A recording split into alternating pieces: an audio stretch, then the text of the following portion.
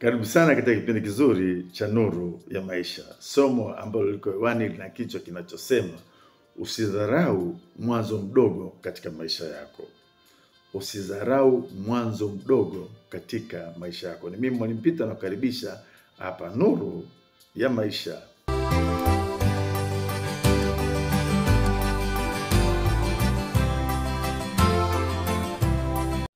Somo ambalo liko hewani, usidharau mwanzo mdogo katika maisha yako. Unataka raha katika maisha yako? Basi usidharau mwanzo mdogo. Iwe ni kazi ya kuajiriwa, usidharau mwanzo wake. Iwe umejiajiri mwenyewe, usidharau mwanzo wake. Iwe umepokea mtaji na unaonekana ni mdogo, usidharau huo mwanzo mdogo. Chochote ambacho ulichoshika mkononi, ambacho unakiona ni kidogo, ambacho unataka kuanza nacho kubadili maisha yako, usikidharau. Usikidharau. Usikidharau. Kile kitabu cha Ayubu 8:7 Biblia inasema hivi: tena ujapokuwa huo mwanzo wako ulikuwa ni mdogo, lakini mwisho wako ungeongezeka sana. Huyu ni Mungu anazungumza, Mungu wa miujiza, kwamba siku zote Mungu anaanza na kitu kidogo, lakini sio kidogo, maana mwisho wake huwa mkubwa sana. Na kuna siri ambayo Mungu anataka uione au uifahamu.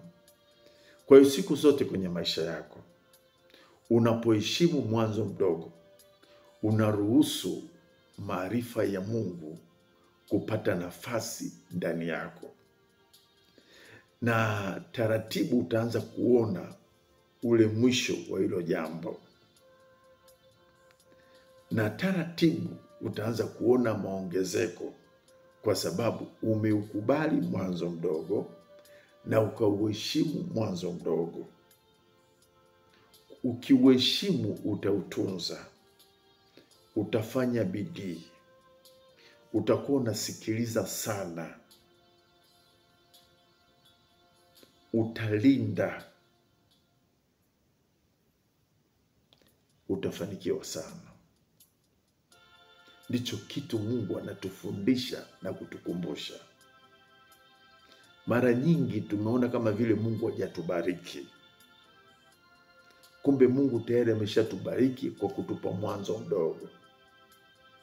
Lakini kwa sababu hatukuheshimu mwanzo mdogo, tukapoteza kitu kikubwa kwenye maisha yetu. Biblia inanikumbusha, inasema hivi: watu wangu wanaangamizwa kwa kukosa maarifa. Mungu ameshakubariki wewe. Ameshakubariki. Ulichokuwa unahitaji ni maarifa ya kutunza hicho ambacho Mungu amekupa na kutembea nacho kwa heshima. Utaanza kuona mabadiliko katika maisha yako. Sasa tuangalie kwa undani kidogo. Mwanzo mdogo, sura yake haivutii. Mwanzo mdogo haishawishi. Mwanzo mdogo huwa haipati sapoti kwa wadau. Kwa lugha nyingine, mwanzo mdogo haukubaliki kwa watu. Yaani kwa ufupi, mwanzo mdogo mazingira yake yana sura ya kukatisha tamaa. Hiyo ni sura ya mwanzo mdogo. Sasa wewe isikusumbue sura ya mwanzo mdogo. Ukishajua sura yake na ushajua hii ndio tabia yake ya mwanzo mdogo inavyokuwa, utaikumbatia, utaitunza na utaona mabadiliko makubwa kwenye maisha yako. Na hii ndio sababu unapoanza jambo katika mwanzo mdogo, ni rahisi sana kufikiri umepoteza uelekeo. Pale unapoangalia sura yake, ni rahisi sana kupoteza uelekeo. Ni rahisi sana wewe mwenyewe kuanza kudharau hicho ulichokuwa nacho. Nimeona watu waliolia na Mungu akawajibu kwa kuinulia watu ambao waliwapa mitaji ya biashara. Walipopokea zile pesa kwa ajili ya kufanyia biashara, waliziona ni ndogo. Wakapiga hesabu, nitafute frame, nitafute mzigo, mbona ile yenyewe kama ndogo? Hawakujua kwamba ndiyo sura ya mwanzo mdogo. Lakini wangepokea kwa moyo wa shukrani, wakaacha kuangalia udogo, wakaacha kuangalia haivutii, haishawishi, ni kama vile ikubaliki na watu, wangeacha kuangalia ile sura kama ilivyo, wakapokea na kuheshimu kile walichopewa na kusema, Mungu tunakushukuru kwa hichi kikubwa ulichotupa. Unakwenda kumultiply hichi kikubwa. Wangeanza kuruhusu nguvu za Mungu, hekima ya Mungu, na wangeweza kuruhusu watu tofauti tofauti kukusemesha, kukupa maarifa ya namna ya kuongeza hicho kidogo kuwa kikubwa. Na siku zote unapoheshimu, utakuwa na stamina ya kuvumilia. Hata mkulima anapopanda mbegu, huwa anavumilia process ifanyike. Muda ukishafika, ile mbegu inatoka kwenye uso wa nchi, inaanza kukua taratibu. Na hivyo hivyo kile kidogo ambacho unakipata, unapokipokea kwa moyo wa shukrani na kukiheshimu, kinaongezeka. Sasa nini kitakusaidia kufanya hivyo? Kukubadilisha na kukusaidia unapopokea kitu kidogo. Kuna mambo kama 5 yatakusaidia. La kwanza, unapoanza mwanzo mdogo, hakikisha una picha kubwa ya kule mwisho. Ya kule mwisho.